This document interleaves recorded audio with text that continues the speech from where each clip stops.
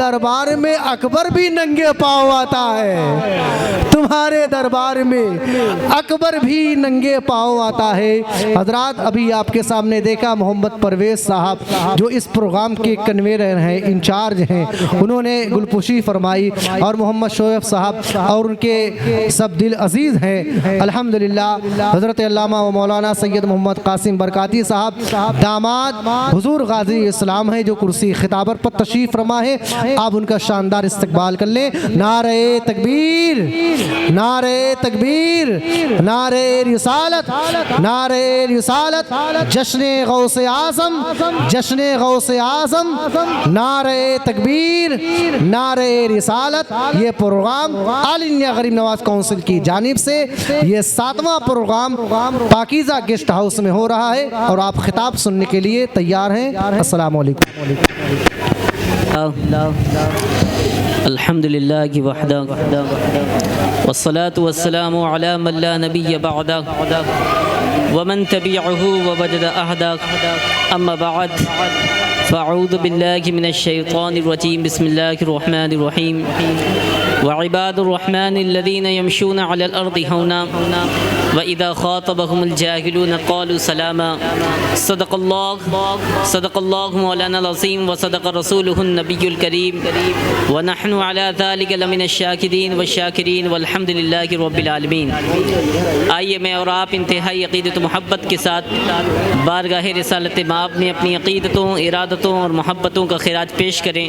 پڑھیے باعوذ بلند اللہم صلی علی سیدنا و شفیعنا و مولانا محمد وبارک وسلم، صلاۃ و سلام علیک یا رسول اللہ صلی اللہ تعالی علیہ وآلہ وسلم۔ محترم بزرگوں، عزیز دوستوں، بھائیوں اور بچوں، بالخصوص اہل خانہ کہ جنہوں نے حضور سیدنا غوث العظم رضی اللہ تعالیٰ عنہ کی نسبت سے اس محفل کا انعقاد کیا، اللہ تبارک و تعالیٰ ان کی ہر جائز تمناؤں کو مالک قبول فرمائے، اور حضور سیدنا غوث العظم رضی اللہ تعالیٰ عنہ کے صدقے طفیل مولا ان کی تمام پریشانیوں کو دور فرمائے، ان کے روزی میں، رزق میں مالک خوب برکتیں اور رحمتیں نازل فرمائیں۔ جیسا کہ آپ کو معلوم ہے کہ یہ محفل حضور سیدنا غوث العظم رضی اللہ تعالیٰ عنہ کی نسبت سے منعقد کی گئی ہے۔ میری اور آپ کی یہ ضرورت ہے کہ میں اور آپ کسی ولی کامل کی صحبت اختیار کریں، اور ان کی قربت میں رہ کر ہم اپنے من کے روگ کو ختم کریں۔ تو اس کے لیے میں اور آپ دور و دراز کا سفر کرتے ہیں۔ اکثر یہ ہوتا ہے کہ ہم دھوکہ کھاتے ہیں، اور دھوکہ کھانے کی اصل وجہ یہ ہے کہ ہمیں اللہ والوں کی پہچان نہیں ہے۔ ہم نے خود ساختہ کچھ ضابطے، کچھ قانون مقرر کر رکھے ہیں جن کے پیش نظر ہم تلاشتے ہیں۔ تو بہت سے وہ ہو جاتے ہیں جو حقیقت کا ہی انکار کر دیتے ہیں، اور بہت سے وہ ہوتے ہیں جو اصل کی طلب میں ہر 2 نمبر مال کو اختیار کر لیتے ہیں۔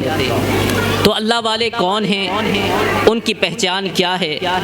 اللہ تبارک و تعالیٰ نے سورہ فرقان میں اللہ والوں کی چند نشانیاں بیان کی ہیں۔ ارشاد باری تعالیٰ ہے وَعِبَادُ الرَّحْمَنِ الَّذِينَ يَمْشُونَ عَلَى الْأَرْضِ هَوْنًا۔ عباد الرحمن اللہ کے بندے جو ہوتے ہیں وہ زمین پر آہستہ چلتے ہیں، ان کی چال وقار والی ہوتی ہے، وہ غیر مؤدب نہیں ہوتے۔ وَإِذَا خَاطَبَهُمُ الْجَاهِلُونَ قَالُوا سَلَامًا، اور جب کبھی ان کا سامنا نا اہل لوگوں سے، لا علم لوگوں سے ہوتا ہے تو ان سے سلام مفارقت یعنی ترک سلام کرتے ہوئے گزر جایا کرتے ہیں۔ اور کہا وَالَّذِينَ يَبِيتُونَ لِرَبِّهِمْ سُجَّدًا وَقِيَامًا۔ اللہ والوں کی شان، ان کی پہچان یہ ہوا کرتی ہے کہ وہ راتوں کو جاگ کر اپنے رب کے لیے کبھی سجدے میں گزار دیتے ہیں تو کبھی قیام میں گزار دیا کرتے ہیں۔ بے شک سبحان اللہ۔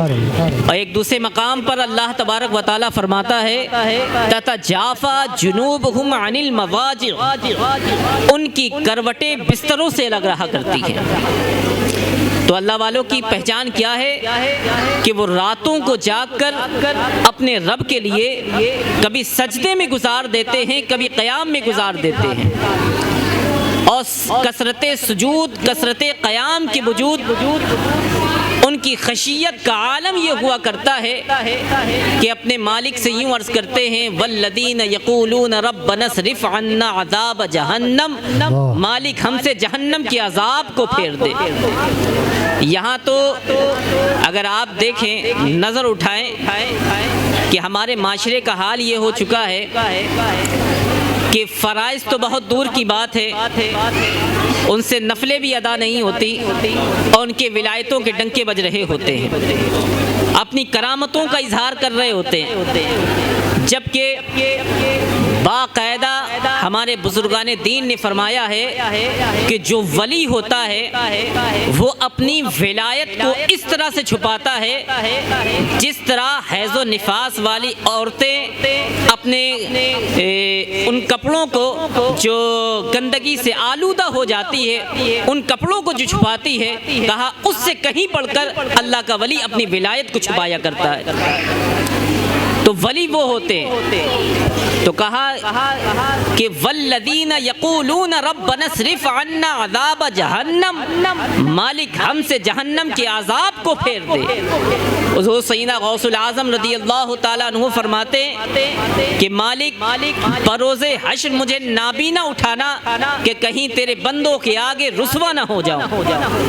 حضور سیدنا غوث العظم رضی اللہ تعالیٰ عنہ کا تقوی، ان کا زہد، ان کا علم، ان کا عمل کسی سے جو ہے پوشیدہ نہیں ہے، لیکن خوف و خشیت کا عالم یہ ہے کہ رب کی بارگاہ میں یوں عرض کرتے ہیں کہ مالک کل بروز حشر مجھے جب اٹھانا تو مجھے نابینا اٹھانا کہ کہیں تیرے بندوں کے آگے رسوا نہ ہو جاؤں۔ تو یہ وہ لوگ ہیں کہ جو اپنے رب کے لیے راتوں کو جاگ کر کبھی سجدے میں گزارتے ہیں، کبھی قیام میں گزارتے ہیں، اور اپنے کثرت سجود، کثرت قیام کے باوجود وہ اپنے سجدوں پر غرہ نہیں کر رہے، متکبر نہیں ہو رہے، بلکہ رب کی بارگاہ میں یوں عرض کرتے ہیں مالک مجھے جو تو نے سجدوں کی جو توفیق بخشی، جو قیام کی توفیق بخشی، جو رکوع کی توفیق بخشی، یہ بھی تیرے کرم کا صدقہ ہے۔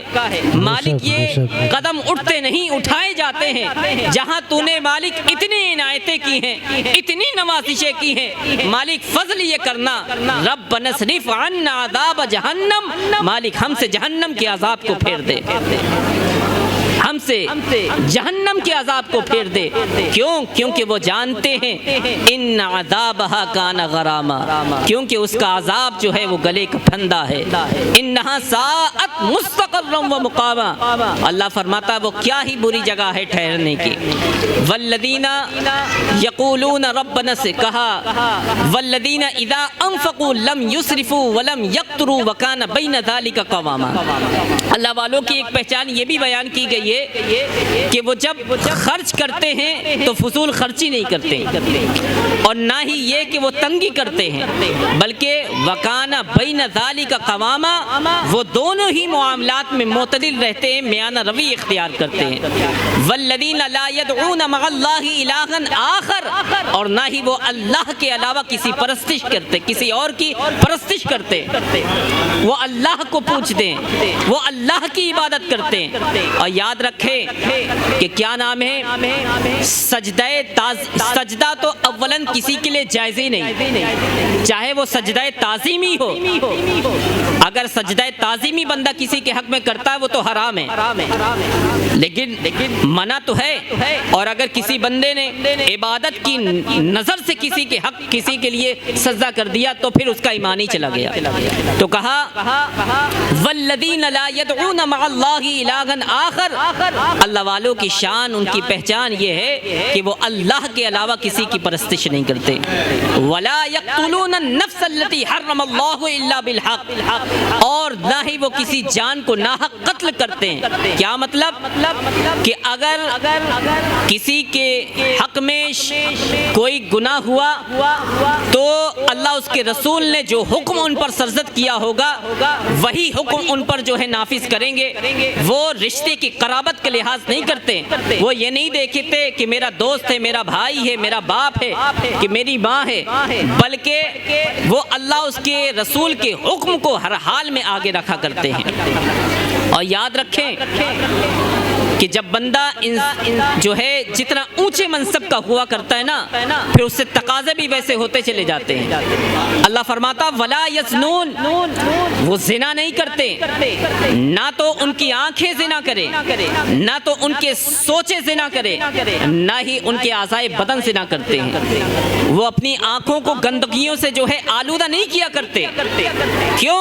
ولا یزنون، اللہ والوں کی شان کیا ہے؟ نہ تو ان کی سوچے زنا کرے، نہ اعضائے بدن زنا کرے، نہ ہی اپنے دل میں ایسے وسوسوں کو پنپنے دیا کرتے ہیں۔ تو پتہ چلا انسان جتنے اونچے منصب کا ہوتا ہے بندے سے تقاضے بھی ویسے ہو جایا کرتے ہیں۔ سرکار اعلی حضرت فرماتے ہیں اے طبقہ علماء اپنی حفاظت کرو، اگر تم نفل چھوڑو گے تو یہ عوام جو ہے سنتیں چھوڑنے لگ جائیں گی، اگر تم سنتوں کو ترک کرو گے تو یہ واجبات کو ترک کر دے گی، اگر تم واجبات کو ترک کرو گے تو یہ فرائض چھوڑنے لگ جائے گی۔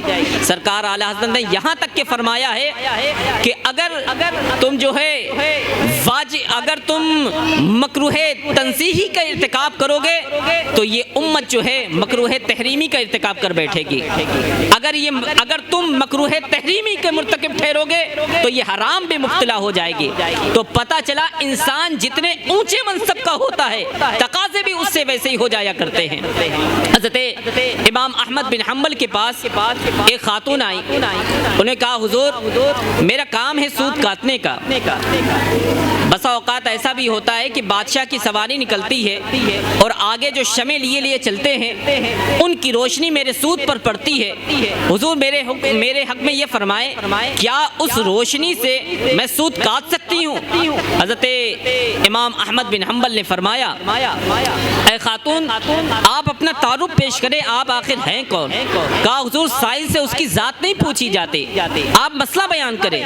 تو امام کہتے ہیں کہ نہیں، کبھی کبھی ذات سے بھی مسئلے کی نوعیت بدل جایا کرتی ہے۔ کہا حضور میں حضرت بشر حافی کی ہمشیرہ ان کی بہن ہوں۔ کہا پھر خاتون تمہارے لیے جائز نہیں ہے۔ تو پتہ چلا انسان جتنے اونچے منصب کا ہوتا چلا جائے گا بندے سے پھر تقاضے بھی ویسے ہو جائیں گے، اللہ کی بارگاہ میں جو ہے اس سے ویسی سوال بھی ہو جانے ہیں۔ کیوں؟ اللہ فرمائے گا بندے میں نے تجھے یہ منصب عطا کیا تھا اور تو یہ کر کے آیا ہے۔ تو کہا ولا یزنون، اللہ والے جو ہوا کرتے ہیں نہ تو ان کی سوچیں زنا کرتی ہیں اور نہ ہی وہ اپنی نگاہوں کو گندگیوں سے آلودہ کرتے ہیں، نہ ہی ان کے اعضائے بدن جو ہے وہ زنا کرتے ہیں۔ کہا ومن یفعل ذلک یلقى اثاما، تو جو شخص ایسا کرے گا اللہ اس کی گرفت فرما لے گا۔ یضاعف لہ العذاب یوم القیامت ویخلد فیہ مہانا، اور ان کے عذاب کو جو ہے اللہ تبارک و تعالی جو ہے بڑھاتا ہی چلا جائے گا۔ لیکن اللہ کی نوازشیں دیکھے، اللہ کی کرم نوازیاں دیکھے، اللہ فرماتا الا من تاب، مگر جس نے توبہ کر لی، وآمن ایمان لے آیا، وعمل عملا صالحا اور اچھے نیک عمل کیے، تو اللہ فرماتا فاولئک یبدل اللہ سیئاتہم حسنات، اللہ تبارک و تعالی نہ صرف یہ کہ اس کے گناہوں کو بخشے گا بلکہ اس کے گناہوں کو بھی نیکیوں سے تبدیل فرما دے گا۔ سبحان اللہ سبحان اللہ، اللہ یا رسول اللہ، زندہ آباد زندہ آباد۔ تو میں عرض کر رہا تھا اللہ کی کرم نوازیاں دیکھیں۔ حضور آقا کریم علیہ الصلوۃ والسلام نے ارشاد فرمایا کل قیامت کے دن ایک ایک بندہ رب کی بارگاہ میں حاضر ہوگا اور اللہ فرمائے گا اے بندے اپنے نامۂ اعمال پڑھ، تمہارے شرمندگی کے وہ چھوٹے چھوٹے گناہ پڑے گا، بڑے بڑے چھوڑے گا۔ تو جب وہ بندہ اپنے نامۂ اعمال کو پڑھ چکے گا تو اللہ تبارک و تعالیٰ فرمائے گا اے بندے کیا تو نے اپنے نامۂ اعمال پڑھ لیے؟ کہا ہاں مالک میں نے پڑھ لیے۔ تو اللہ فرمائے گا جا میں نے ان تمام تیرے گناہوں کو معاف فرما دیا۔ تو فوراً بندہ کہہ اٹھے گا مالک ابھی تو چھوٹے چھوٹے پڑھے، بڑے بڑے تو ابھی پڑھے نہیں۔ تو اللہ کی نوازشیں یہ ہیں، اللہ کی عنایتیں یہ ہیں۔ اللہ فرماتا ہے جب بندہ صدق کے دل سے میری بارگاہ میں آتا ہے، رجوع کرتا ہے، توبہ کرتا ہے، تو نہ صرف یہ کہ میں اس کے گناہوں کو معاف کرتا ہوں بلکہ یہ کہ اس کے گناہوں کو بھی نیکیوں سے تبدیل فرما دیتا ہوں۔ کیوں؟ کیونکہ اللہ کی شان کیا ہے؟ وَكَانَ اللَّهُ غَفُورًا رَحِيمًا، بے شک اللہ بڑا بخشنے والا، بڑا مہربان ہے۔ بے شک سبحان اللہ سبحان اللہ۔ فرمایا والذین لا یشہدون الزور، اور اللہ والوں کی پہچان کیا بیان کی گئی ہے کہ وہ جھوٹی گواہیاں نہیں دیتے، وہ جھوٹی گواہیاں نہیں دیتے۔ آج تو معاملہ یہ ہے کہ اگر ہماری قربت میں بیٹھنے والا ہے تو اس کے موافق بات کہہ دی جاتی ہے، اور چاہے اس کے بندے کے جو ہیں ڈنکے کتنے ہیں پٹ رہے ہوں کہ فلاں صاحب ہیں، بڑے حضرت ہیں، بڑے پہنچے ہوئے، اور جب ان کی قربت میں آپ جائیے اور کوئی مسئلہ جب آ جائے تو پھر دیکھیے پھر جو ہے اپنے آدمی کو بچانے کی کوشش کی جاتی ہے۔ لیکن اللہ تبارک و تعالیٰ کیا فرماتا ہے کہ جو میرا ولی ہوگا اس کی پہچان یہ ہوگی کہ وہ رشتوں کی قرابت کا لحاظ نہیں کرتا بلکہ میرے حکم کو ہر حال میں جو ہے ہر حکم پر، ہر رشتے پر غالب رکھتا ہے۔ اور اللہ کا فرمان یہ ہے والذین لا یشہدون الزور، وہ جھوٹی گواہیاں نہیں دیتے۔ وَإِذَا مَرُّوا بِاللَّغْوِ مَرُّوا كِرَامًا، اور جب کبھی ان کا گزر جو ہے بیہودگی جگہ سے ہوتا ہے تو اللہ فرماتا ہے وہ اپنے دامن کو بچا کر کے گزر جاتے ہیں، وہ بیہودہ جگہ بھی نہیں کھڑے ہوتے ہیں۔ اللہ والوں کی یہ پہچان ہے، ان کو آپ اپنے ذہنوں پر نقش کریں اور ان قوانین کے تحت جو ہے اللہ والوں کو تلاشیں گے تو یقیناً جان لے آپ کی دنیا بھی سنور جانی ہے اور آخرت بھی سنور جانی ہے۔ کیوں؟ کیونکہ ان کی محبت کل قیامت کے دن کام آ جائے گی، کیونکہ کل قیامت کے دن یہ آپ کی محبتیں جو آپس میں جو آج ہیں اگر یہ دنیاوی طور پر قائم ہیں تو یہ ساری رشتے، ساری محبتیں جو ہے دنیا میں ختم ہو جانی ہے، لیکن وہ محبتیں، وہ قرابتیں کہ جن کی بنیاد تقوی پر ہوگی کل قیامت کے دن بھی کام آئے گی۔ اللہ فرماتا الاخلاء یومئذ بعضهم لبعض عدو الا المتقین، کل قیامت کے دن بوڑھے یار بھی ایک دوسرے کے دشمن ہو جائیں گے، لیکن جن کی دوستیاں، جن کی قرابتیں، جن کی محبتیں تقوی کی بنیاد پر قائم ہوگی کل قیامت کے دن بھی وہ قائم رہیں گی، وہ دوستیاں کام آ جانی ہیں۔ تو اپنی نسبتوں کو مضبوط کرے، اپنی محبتوں اور اپنی قرابتوں کو ایسے لوگوں کے ساتھ جوڑیں جو متقی ہیں، پرہیزگار ہیں، نیکوکار ہیں۔ کیوں؟ کیونکہ ان کی صحبتیں دنیا میں بھی تم کو ستھرا کر دے گی اور آخرت میں بھی تمہارے یہ دوستیاں اور محبتیں کام آ جانے ہیں۔ تو کہا والذین لا یشہدون الزور واذا مروا باللغو مروا کرواما، اور وہ بیہودگی جگہوں پر نہیں ٹھہرتے۔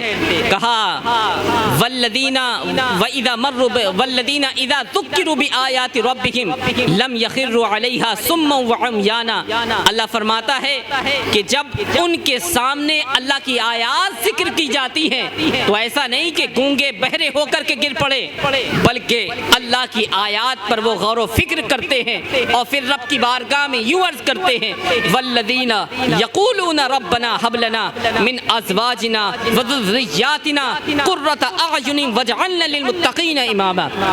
مالک وہ عرض کرتے ہیں مالک ہماری بیویوں کو، ہمارے بچوں کو ہمارے آنکھوں کی ٹھنڈک بنا دے، ہمارے آنکھوں کی ٹھنڈک بنا دے اور ہمیں متقیوں کا پیشوا بنا دے، اللہ سے ڈرنے والوں کا پیشوا بنا دے۔